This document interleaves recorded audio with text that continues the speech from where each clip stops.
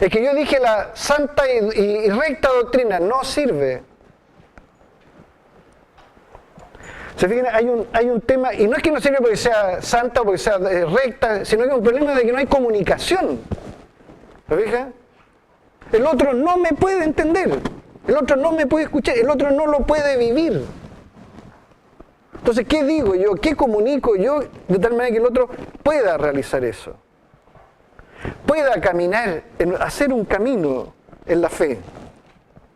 Y eso, perdóname, nos ha pasado a todos, pero si a mí me dijeran de repente, oye, tú no sé, tenés que hacer tal cosa y tenés que vivir tal otro, y uno dice, bueno, pero yo estoy en esta realidad existencial, vital, a mí eso me es imposible, ¿sabes? Que vaya con su cuento a otro lado. Pues me parece bonito, me parece feo, pero ese es otro tema. El punto es cómo aquí se da una comunicación en que efectivamente, como digo, el otro pueda abrirse a este don que es, en último término, el don mismo de Dios. Lumen Gaudium et Spes en el número 2, ¿no es cierto?, expresa claramente de la voluntad del concilio, de la voluntad del concilio, pero amparada, ¿no es cierto?, en la revelación misma de Dios en Jesucristo, de querer comunicarse y hablar a todos. A todos. En ese sentido, los destinatarios, la universalidad de los destinatarios del Evangelio sigue siendo un tema muy importante. Y por lo tanto la pregunta, ¿a quiénes nosotros estamos hablando? De un modo que puedan comprender, acoger y vivir. ¿A quiénes estamos hablando? ¿Estamos desatendiendo algún grupo de nuestra comunidad social, de nuestra vida?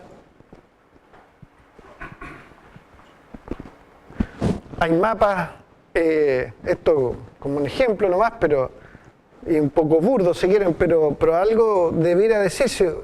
No sé si ustedes tienen un mapa, pero en Santiago se han hecho mapas, por ejemplo, de dónde, físicamente incluso, dónde está la iglesia.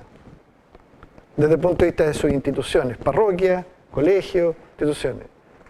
Y obviamente está concentrada físicamente, geográficamente, en unos pocos lugares. Normalmente en el lugar de las clases medias y altas. Y sectores amplísimos, populares, no hay nadie. Y cuando hay son o curas extranjeros, o monjitas que vienen de otro lado, ahí llegan. Y las masas de personas que dicen, a nadie les habla, nadie les anuncia, nadie les comunica. ¿Veja? Entonces uno dice, y hay un tema, digo, lo estoy poniendo en un tema si quieren un poco burdo, un poco simple en términos meramente geográficos, pero lo que quiero decir es cómo nos hacemos esta pregunta. ¿Estamos hablando a todos o se nos están quedando muchos fuera? Hay muchos sectores a los que ni siquiera nos escuchan, porque ni siquiera, o sea, nos escuchan en el sentido de que ni siquiera han oído hablar de esto. ¿Lo dejan? Y yo creo que eso puede ir pasando cada vez más por un tema de personas, por un tema de crecimientos poblacionales, por un montón de temas, pero ya creo que muchas veces, por el tema de que se ha creado, está esto ya empíricamente también demostrado, se ha creado un quiebre en lo que es la socialización religiosa. Antes en muchas casas los papás asumían, o los abuelitos, asumían mucho de la educación o de la formación religiosa y le hablaban a los niños de Dios, de Jesucristo, rezaban con ellos el rosario. Había una socialización religiosa. Hoy día los papás, yo lo converso con muchos amigos míos, preguntándonos críticamente, ¿cuándo hablamos nosotros de Dios con nuestros hijos?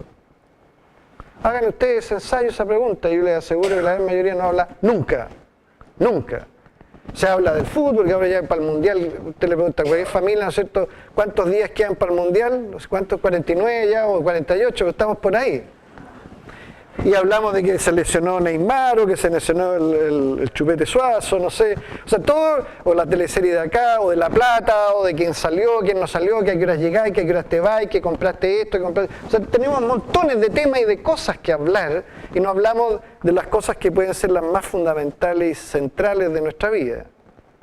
Y los padres muchas veces ya no hablamos de Dios, porque eventualmente esa no es una experiencia sustantiva en nuestra propia vida y por lo tanto no la transmitimos. ¿Quién le habla a esos niños de Dios en el colegio? O sea, piensen cuál es la realidad hoy día de las clases de religión en nuestro país.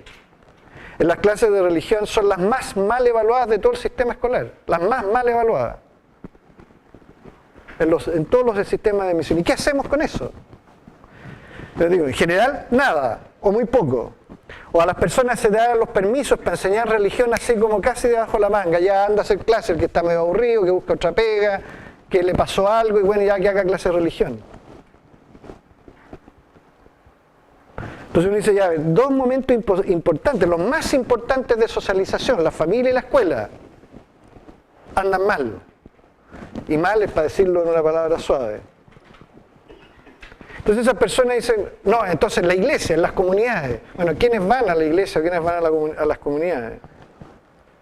Bueno, no quiero hacerlo más dramático el tema, pero ¿qué significa hablar a todo entonces? ¿Se fija? Y desde ahí donde surge la urgencia de la misión. ¿Se fija? El tema de ser discípulos misioneros. Parte de una conciencia, pero es como de esta angustia, si quieren, de ver al pueblo, a las ovejas sin pastor, que es la angustia de Cristo mismo. ¿Se fija? Y es una tarea no solo obviamente de los sacerdotes, de las religiosas, sino de toda la iglesia. O sea, esto que estaba hablando de las familias, esa es responsabilidad de los papás, de las mamás. ¿De quién va a ser si no? Pero ¿qué papás, qué mamás comprende esa responsabilidad? Conoce esa responsabilidad, que ellos tienen que transmitir la fe a sus hijos. ¿Cómo como iglesia ayudamos a los papás y mamás a transmitir la fe a sus hijos? ¿Tenemos algunos programas en la diócesis importantes para ayudar a los papás y mamás para transmitir la fe a los hijos? Probablemente no.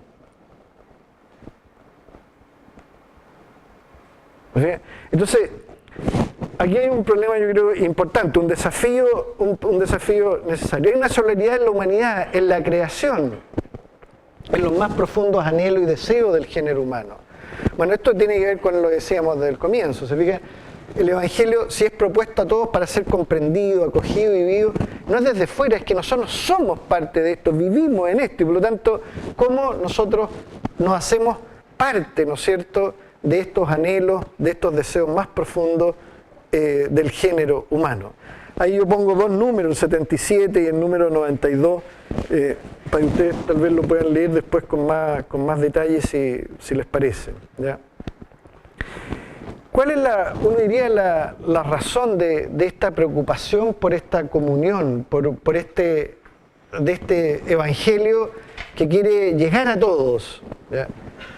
Uno podría pensarla, mire, porque queremos ser más, porque todo grupo quiere ser más. Por ejemplo, ahora, no sé, la Chile, por ejemplo, quiere construir un estadio. Los chunchos aquí estarán todos muy contentos, ¿no es cierto? Porque la Chile quiere construir un estadio. ¿Y por qué? Para ser más, para poder tener más posibilidades, para tener más adeptos, más seguidores. O sea, los clubes deportivos quieren tener más adeptos, ¿no es cierto? Los grupos musicales quieren tener más adeptos, las universidades quieren tener más, las AFPs quieren tener más. O sea, todas las instituciones buscan, ¿no es cierto?, sumar más adherentes, más clientes, como quieran llamarlo. Todas. Es como una situación propia de toda institución. No hay ninguna institución que diga, no, yo no quiero tener ya más ya tiene que ser muy, muy selectivas, cosas de un club, ¿no es cierto?, que ya los espacios, pero al rato ya están buscando cómo ampliarlos para tener igual más. Bueno, diría, esa es nuestra idea de crecer, de misión, ser más. Y en algunos casos yo diría quizás está operando esa misma lógica. De multiplicar, de ser más como un tema de poder, de presencia, de visibilización. Pero aquí hay un tema mucho más hondo, que es un tema de nuevo teológico. Que la comunión no se da simplemente por un mayor número, sino que tiene que ver principalmente con el ser un signo e instrumento de comunión de todo el género humano, como se acuerdan de ese texto que leíamos en la Lumen Gentium. La Iglesia decíamos la vez anterior, también la Iglesia en la Lumen Gentium dice, el signo dice, es como un sacramento. Es decir, dice, es como un signo e instrumento de la comunión de los hombres con Dios y de la comunión de todo el género humano. Es decir, la comunión de todo el género humano es la iglesia. Eso es la iglesia. Donde hay comunión, donde hay encuentro, donde hay solidaridad, donde hay justicia, verdad, las personas se encuentran entre sí, ahí se está produciendo la universalidad de la salvación. Por lo tanto, a esa comunión están llamados todos los hombres y mujeres de todo tiempo y de todo lugar. Por eso se habla de una vocación universal. No entonces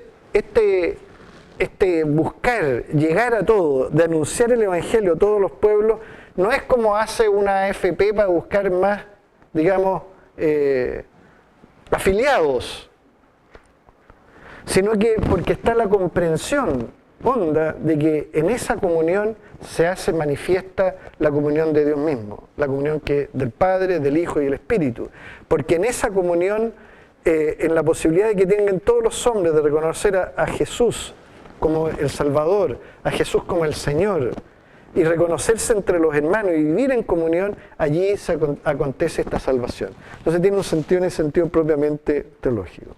Sería como un segundo desafío que me atrevo a plantearle. Un tercer desafío, casi como condición, diríamos, de posibilidad de los anteriores, es la valoración del hombre y del mundo. Valorarlo, quererlo, tener un amor real por la realidad, por el mundo.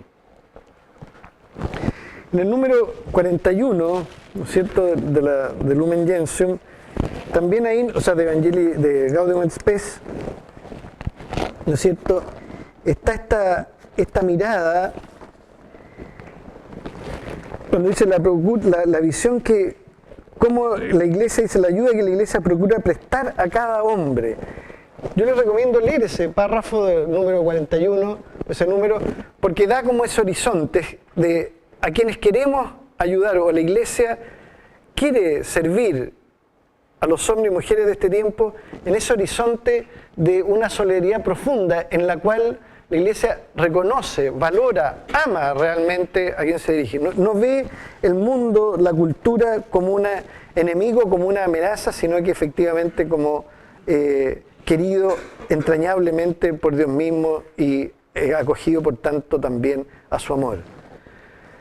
Por eso el Evangelio que anuncia, la misma iglesia del Evangelio anuncia y proclama la libertad de los hijos de Dios. Un texto que también leíamos en la oración, ¿no es cierto? Esta libertad, esta dignidad del ser humano. Entonces ese número, recuerden, esos primeros números está hablando de la dignidad de la persona humana.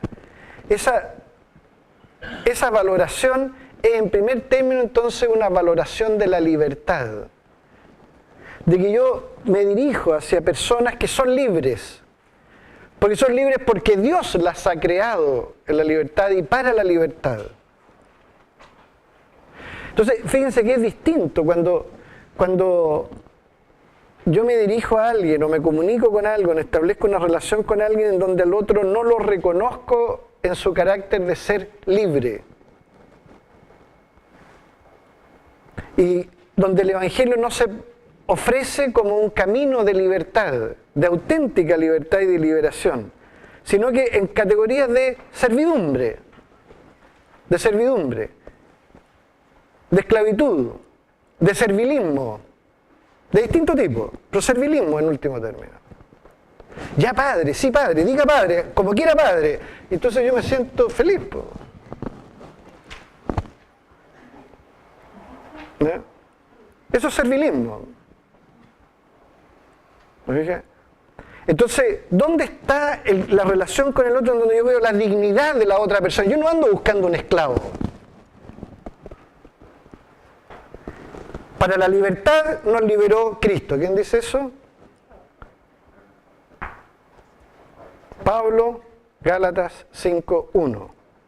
Para la libertad nos liberó Cristo.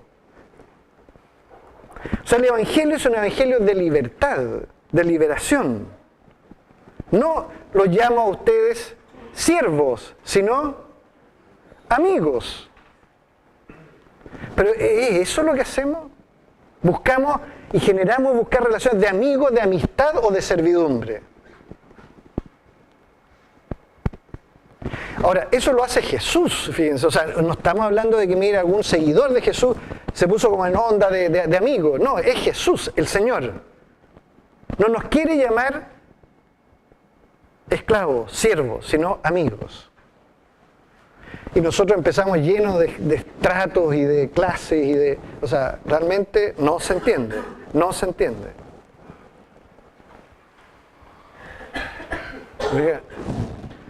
El Evangelio entonces anuncia y proclama la libertad de los hijos de Dios. En el tema de la conciencia, no me acuerdo si al final lo escribí o no, pero tiene la misma... Rechaza entonces, por lo tanto, la religión, por decirlo así, en este caso el Evangelio, es la raíz última de la libertad que nos libera de todo tipo de esclavitudes. Ahora, ¿cuál es la esclavitud? Uno dice, bueno, la esclavitud es el sexo, la esclavitud es el consumo, las típicas cosas de las que... Ahora uno dice, ya, ok, pero ¿cuál es tu esclavitud? ¿Cuál es mi esclavitud? ¿Qué es lo que me impide a mí amar? Y amar hasta el extremo como Jesús. Entonces empezamos a hablar de cosas en general, pero ¿cómo ayudamos nosotros mismos? Primero para ver cuáles son nuestras esclavitudes, qué nos aferra, qué nos impide amar, en el sentido de lo que estamos hablando, del anuncio del Evangelio. ¿De qué estamos aferrados? ¿Qué no nos deja? ¿Qué nos mantiene atados en este camino de una mayor comunicación, libertad hacia otro? ¿Fíjate? Y eso no se responde en abstracto, no se responde como de una vez para todo o para todos igual. A mí me parece bien interesante al respecto ese texto de Juan el Bautista. ¿Se acuerdan cuando él llama a la conversión y se acercaban a él y le decían, ¿qué debemos hacer? ¿Qué respondía Juan el Bautista? Ya es la conversión, pero ¿cómo se expresaba concretamente cuando le decía a las personas ya concretamente, ¿qué debo hacer? ¿Se acuerdan cómo qué decía? ¿Se acuerdan o no? El que tenga 2 túnicas, reparta. Bueno, no todos tienen 2 túnicas, entonces el que no tiene 2 túnicas, esto es complicado, no tengo 2 túnicas, o sea, no me puedo convertir, pues entonces mira, yo en realidad con la tema sexualidad, mira, me anda más o menos bien, no tengo en realidad ningún atado mayor, entonces bueno, se acabó el tema porque aquí hablan de pura sexualidad, ¿no? Pero yo quizás tengo otros temas que a mí me impiden vivir en el sentido del amor. ¿Cuáles son esas? ¿Qué es lo que a mí me ata? Entonces, la esclavitud, ¿qué es el pecado? Cuando uno habla de pecado y que el pecado es eso, el pecado es lo que nos mantiene atados. Y tiene 2 signos en el Evangelio, el pecado tiene 2 signos fundamentales, que es como Jesús llama al maligno, al diablo, al demonio. Tiene 2 signos fundamentales para discernir su presencia, su carácter destructor, su carácter esclavizante. ¿Cuáles son esos 2 nombres que Jesús le da al demonio? Mentiroso. Entonces, por favor, no seamos nunca mentirosos, porque eso ahí, y nos mentimos a nosotros mismos, mentimos a los demás, y que aquí con las mentiras piadosas, las mentiras, ¿cómo llamamos? Blancas, o no sé, le tenemos un montón de maneras para sacarle el cuerpo al asunto, pero mentimos. No somos veraces. No nos miramos a los ojos, decimos por el lado, decimos más o menos para que el otro crea que yo le dije, que podría ser, que quizás va a entender que no sé qué cosa. Mentira. ¿Y cuál es la otra? Asesino. O sea, fíjense, el pecado es aquí justamente aquello que va en contra de la verdad y de la vida. Por eso Jesús dice, yo soy el camino, la verdad y la vida. En la verdad se manifiesta el ser verdadero, en la veracidad se manifiesta la radicalidad de esta libertad. Y en la vida, todo lo que da vida, todo lo que sea expresión de vida, ese es el signo fundamental de que el Evangelio ha acontecido. ¿Ya?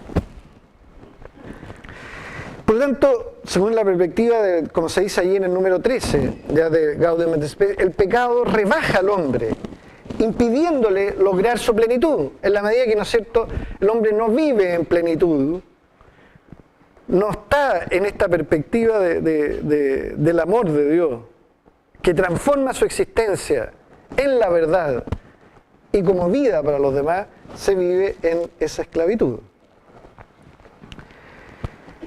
Bueno, y aquí está, este era el 16, ¿no es cierto?, el tema de la conciencia, la dignidad de la conciencia y su libre decisión. Esto a mí me parece que es muy importante por muchos motivos, pero es como uno apela y reconoce que todo ser humano, ¿no es cierto?, por ser criatura de Dios, ¿no es cierto?, por haber sido creado libre, en él, ¿no es cierto?, hay una conciencia que es irreductible, una conciencia que habla desde lo más interior, este espacio sagrado, como dice ese número 16 de Gaudium et Spes, es un espacio sagrado, es decir, donde está habitado por Dios, porque Dios ha puesto esta ley interna en nosotros, que debemos escuchar. Entonces, nosotros muchas veces, a propósito de este tema, ¿no es cierto?, de esta valoración del hombre y del mundo, valoramos efectivamente esto que Dios ha regalado a todo hombre y mujer, que es esta conciencia. O más bien nosotros nos ponemos ante los otros a decir qué tienen que pensar, qué tienen que hacer, qué tienen que decir. O más bien nos preocupamos de formar esa conciencia, de escuchar esa conciencia. O sea, ayudar a que cada uno, primero nosotros mismos. Hay un filósofo alemán, más conocido, ¿no es cierto?, Martin Heidegger, que tiene en un libro Ser y Tiempo, tiene un apartado que habla él en alemán se dice Das Man, que es como el sé, no debería decirlo el sé. Dice, haciendo como una fenomenología de la cultura, dice, muchas personas viven en el sé. Se piensa, se dice, se usa, y vivimos muchas veces así, pues. Es lo que se hace. ¿Yo qué hago? Bueno, hago lo que se hace, lo que se dice. Vivo así como en la mediocridad, pero ahí no hay personalidad, se fija, ahí no hay identidad, en el sé. ¿Qué piensas tú? ¿Qué dices tú? ¿Qué crees tú? Bueno, y ahí nos ponemos nerviosos, ¿no? Bueno, ¿qué dice el Papa? ¿Qué dice el Padre? ¿Qué dice el otro? ¿Qué dice el de más allá? ¿Qué dice la Madre Superiora? ¿Qué dice mi papá? ¿Qué dice mi mamá? ¿Qué dice mi señora? ¿Se fija? Pero ¿y tú? Entonces, ¿cómo hay una educación? Valorar a los demás, valorar al otro, es formarlo. Esta conciencia puede estar a veces adormecida, esta conciencia a veces puede estar deformada, pero la tarea no es decirle yo a alguien qué tiene que hacer, sino que el otro asuma la responsabilidad del ejercicio de su propia libertad. Esa es la tarea. ¿Se fijan? Eso es valorar al otro. No una cosa exterior, sino que suscitar aquello que Dios mismo, posibilitar aquello que Dios mismo ha puesto en cada ser humano para su desarrollo. Es otro enfoque, ¿se fijan? Es otra mirada.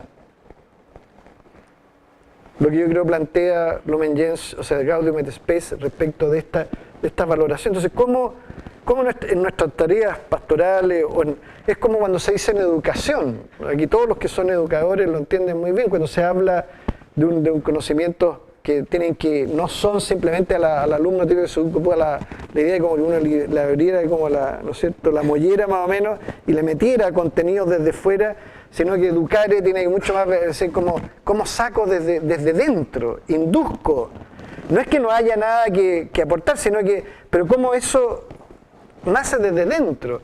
Y en la experiencia espiritual, no sé, Agustín y todo esto de que al final Dios es lo más íntimo de mí mismo, no es lo exterior a mí mismo, sino que es lo más íntimo mío, dice San Agustín. ¿Fíjate? Es desde esa conciencia interior, desde esa raíz más profunda, donde es posible reconocer a Dios y hacer su voluntad. No por un dictamen externo, porque alguien me lo diga. Yo eso lo puedo hacer de repente, pero es superficial. Porque después puede venir alguien que me lleve para otro lado, porque me lo dice mejor, porque es más entretenido, porque es más... No, pero aquí el tema no es qué es lo que es más bonito, qué es lo que se dice más, qué es lo que sirve más, qué es lo que me gusta más, sino que, en último término, cómo yo con muchas ayudas logro formar mi propia conciencia, formar mi propia decisión, mi propio juicio, mi propio pensamiento, con otros, pero mío. ¿Fija? Porque esa responsabilidad al final, como dice este mismo número, al final ante Dios, ¿de qué yo le voy a decir? ¿De qué voy a dar cuenta? De mi existencia, de mis decisiones. Y ahí yo no puedo ampararme en lo que otro me ha dicho, el otro ha querido. Bueno, ahí hay una valoración también por lo mismo del espíritu crítico. El número 7 se habla en ese sentido de la importancia de mirar críticamente la realidad. Lo crítico muchas veces a nosotros como que nos estorba, nos molesta, nos inquieta, y yo lo entiendo. Cuando un hijo conmigo es crítico ya me pone un poquito, o sea, me complica, y tengo un par de ellos que están bien entrenados. Pero digo, finalmente me trato de preguntar ¿por qué esto? ¿Por qué me está diciendo esto? ¿Qué quiere decirme con esto? Y efectivamente ese es el ejercicio que ayuda a la crítica. Es como de nuevo a discernir, a pasar como por un sedazo, a ver qué es lo que hay aquí de verdadero, qué es capaz de sostenerse después de esta crítica, como a revisar lo que estamos haciendo, viviendo. Y esta es una valoración, yo creo, también muy importante en todos los ámbitos de nuestra vida.